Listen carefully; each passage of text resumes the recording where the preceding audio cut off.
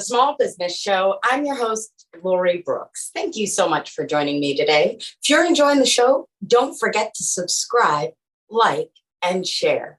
This week, I have the pleasure of chatting with Alex Thoric, founder of Thor Marketing and co-founder of Building Income on Demand. Alex, welcome, and thank you so much for joining me today. Thanks for having me.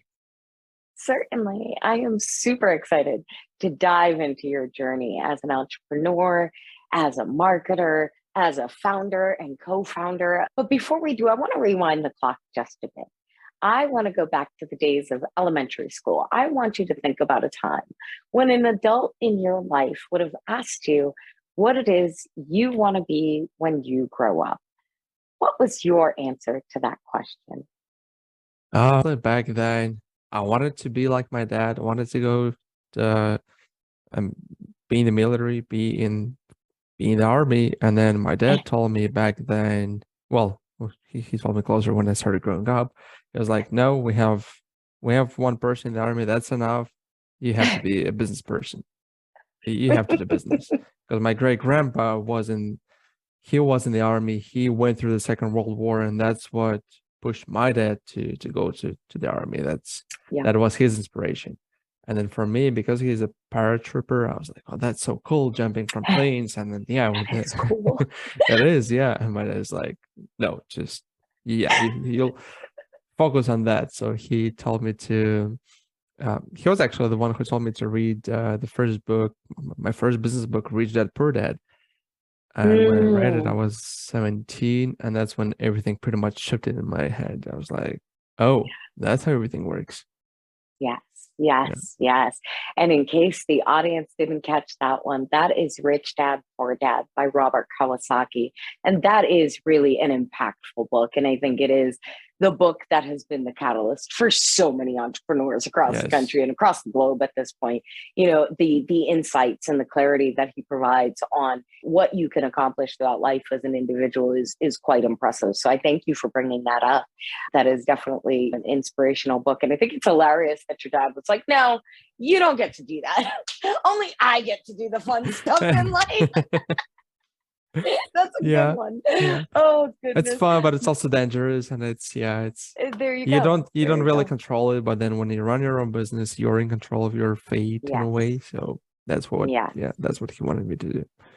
That is so funny that you said that. I actually just was having another conversation for another episode, and one thing that we were talking about was really control over our lives and the ability to, make sure that that's something that we personally have, because shopping it out to other people can create a level of stress and anxiety in life that I don't think is fair for most people. I think it's one of the, biggest motivators for us as entrepreneurs is the ability to have the control over our journey, have the control over our income, and ultimately having control over our own lives. So no, I agree with your dad. That is true. We do have a lot more control in this area than, we would as paratroopers, but it does sound like a lot of fun. It does, yeah.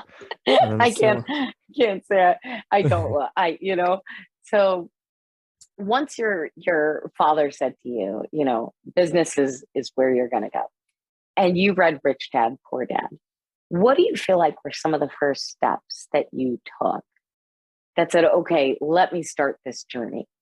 So back then, he actually was the one who introduced me to the MLM company, to a network marketing company, because it's one of the best ways to learn how to communicate with people, how to sell, how to market yourself, pretty much do all the things that you do when you start your own business, but you don't really need to invest any money. I mean, you just pay a nominal fee of, I don't know, it really depends on the company. Sometimes it's like $50, $100, to open your account. And that's what I started doing, started selling those products. And So MLMs back then I was still in high school, and I had some of my teachers were my clients, some of my classmates were my clients. I was doing door to door.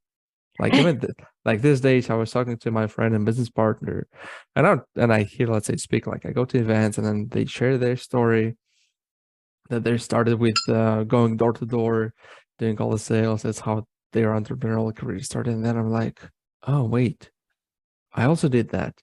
And sometimes you really forget what Yeah. you've done at some point in your life, and that gives you kind of a, well, for me personally, it does give me a boost. So I'm like, Hmm. okay, I went through that, because most of the times that's what people don't want to do. That's that's what people say. That's the hardest part in sales. Door to Yes. door. Yeah. Yep. No, I agree with you. The door-to-door sales is difficult, and MLMs are an excellent crash course in Yeah. entrepreneurship. They really Yes. are. They really give you a well-rounded view as to what the journey is going to look like in a micro version.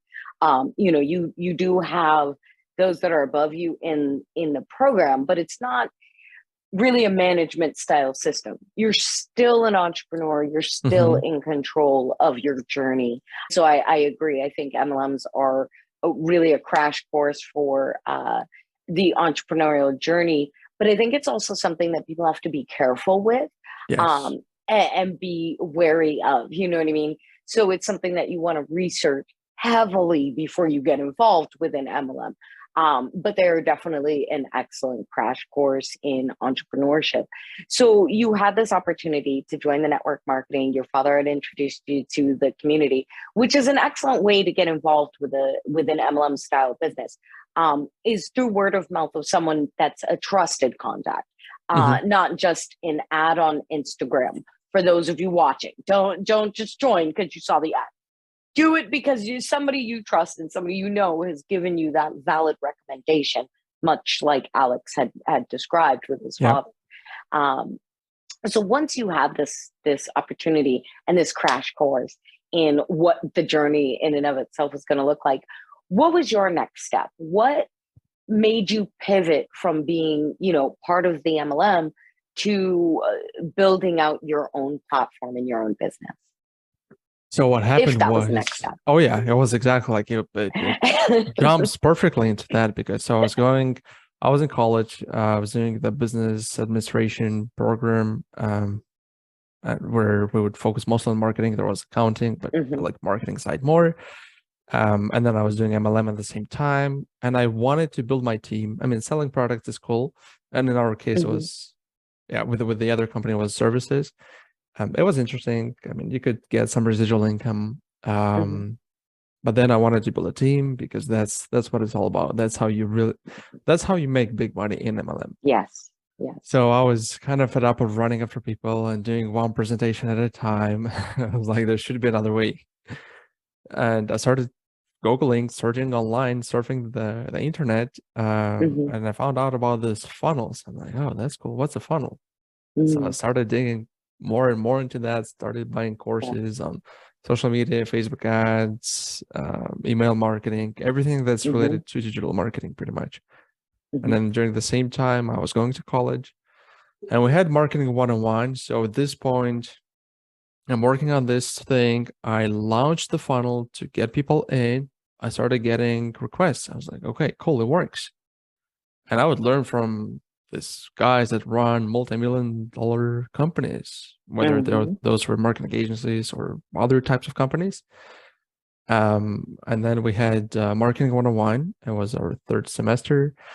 Um, and then we had this case study where we were giving $2 million, and we had to promote this company targeting millennials. I was like, sweet. So now I know everything about social media. I was like, that's the ideal audience. Millennials, they're always on social media. So I created this entire plan. I'm like, we're gonna run ads on every platform, because I knew back then. So the company that I worked with, they would give us different stats on, let's say, if people would ask us, how come we didn't see your company, your MLM company, we never saw their ads? Like, how come? Mhm. And the way it works is, instead of paying for ads, those companies pay people, because people do Mhm. all the work pretty much. And let's say to have a billboard for a month, it could cost easily from like $5,000 to $10,000 a month. And knowing that information in my head, I'm like, okay, why would you spend $10,000 on the billboard where you can't really track anything, when you can drop into Facebook ads? Especially back then, Facebook, it was like 2015, 16. Facebook ads were really big and super cheap. And I created this entire plan and I got 60 or 65%. I passed, but I was like, what's wrong with it? So I can't come out to the teacher. I'm like, what is wrong with the plan? It's like, yeah, you didn't mention any traditional media. And in my head, it was like, why would you? Why would you spend money on something that you can't really track any ROI out of? I mean, yeah, the brand side, yes, but the ROI side, it's hard to track it. And that's when my friend and I decided to, because I launched this funnel to get people into my team, and I shared with him this whole process. He got excited as well, so we started doing that. And then we were just talking to different people. Some of them own businesses, and they're like, "Oh, you guys are doing this. Can you help us?" So that's when we started. We're like, okay, so local business owners also need help with it. So that's when I decided to pause. So I finished my semester. I dropped out. I paused the school because back then I was also training Taekwondo pretty much every single 6 days out of the week, because I wanted to go to Olympics at some point. Yeah. Now I had the choice to do either school, Taekwondo, or business. And then even after that, so I put the school on the side. I was like, okay, it's either business or Taekwondo. It's really hard to do both. It's important to focus on one thing. And that's what I did. I focused on business. It didn't go the way we planned it to be, because people told us because it was 3 of us, friendship and business is not the same thing. And we were like, no, we know everything about building teams, because we were all together in one team in network marketing. And we were like, no, we've learned a lot. We were working together prior to this. We were kind of building the same team together. We're going to make it happen. Didn't happen. Yes. Yeah. Collaboration can be a little sticky at times. Yes. I do understand. But Alex, I thank you so much for bringing us through your journey. And I kind of want to unwrap a couple of things that you said, because it was really important, the way that you kind of explained how your journey played out. You know, you were in the network marketing, you were in school, you understood what was going on, and you started educating yourself beyond what you were learning in school. You didn't just take the education that you received and kept plugging through the day by day. What you did was you started looking for other resources. You found the other mentors, whether it was in digital format or live. You found that education and that knowledge for yourself to then start testing and playing and trying and figuring things out and gaining an understanding for yourself that was greater than the understanding of the instructor who you were learning from.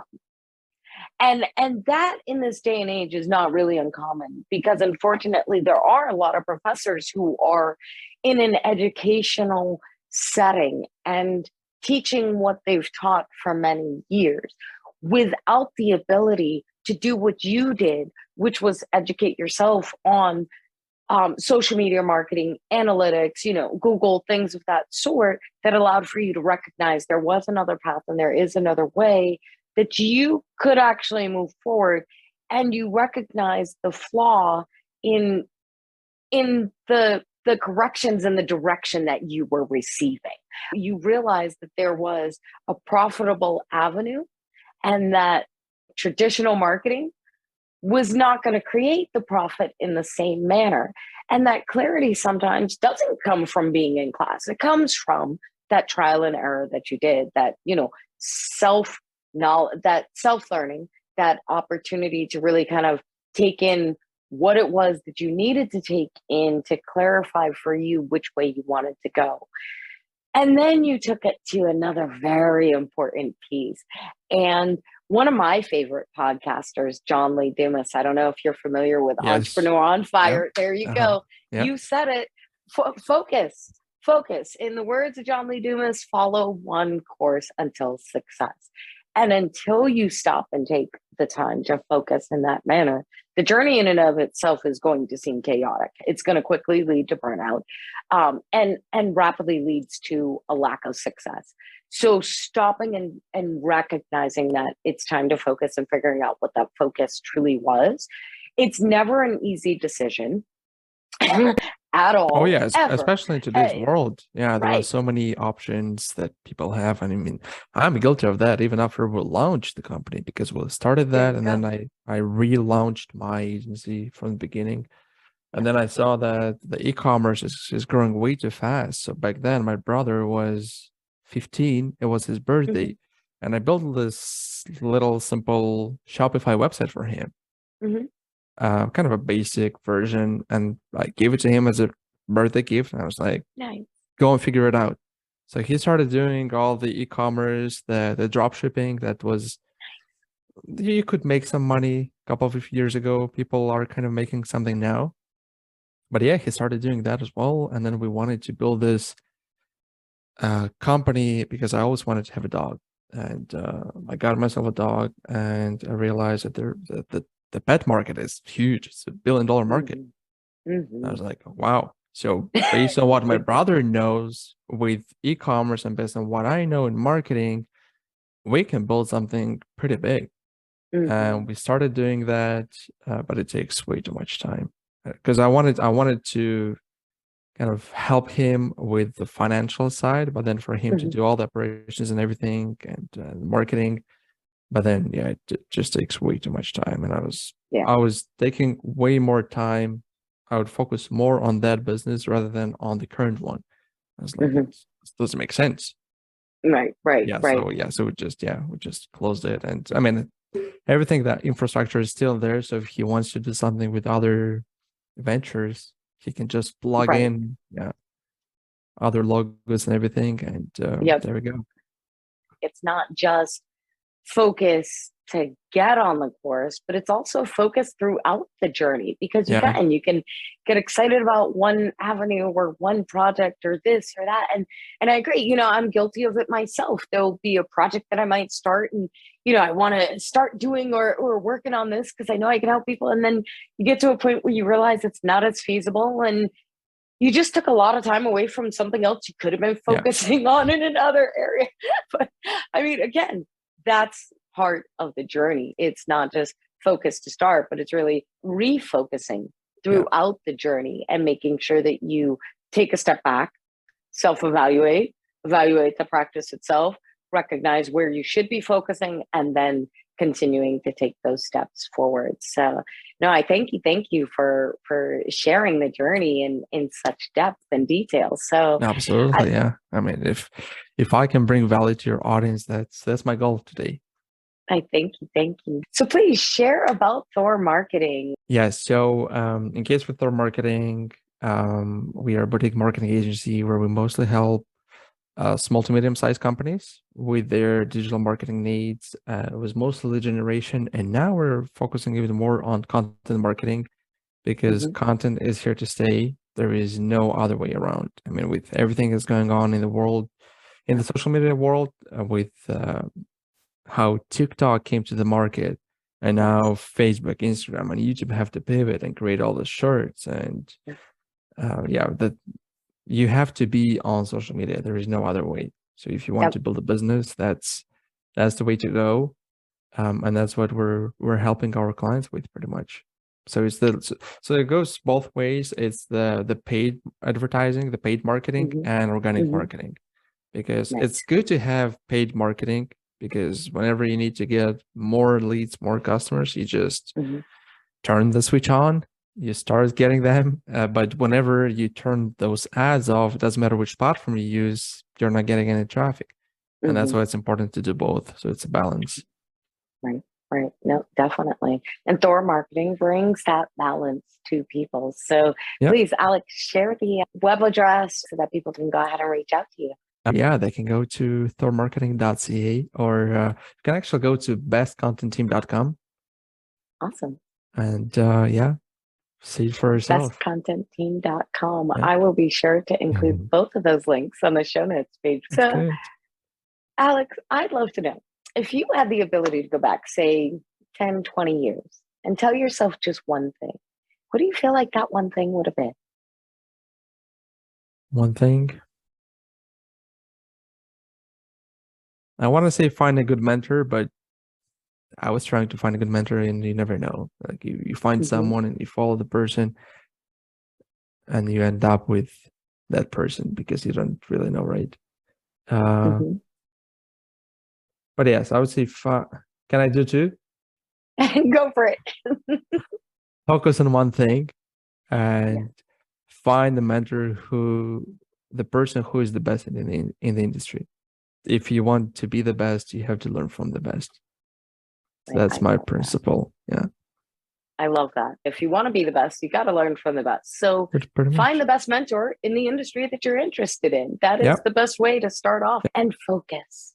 As we mentioned, reevaluate and make sure that you're focusing in the right area. I love both of those. And I think for myself included, I think 10, 20 years ago, if I had listened to those two things, just making sure two things, I definitely would have been much further myself. So I appreciate you sharing those. Thank you. Absolutely.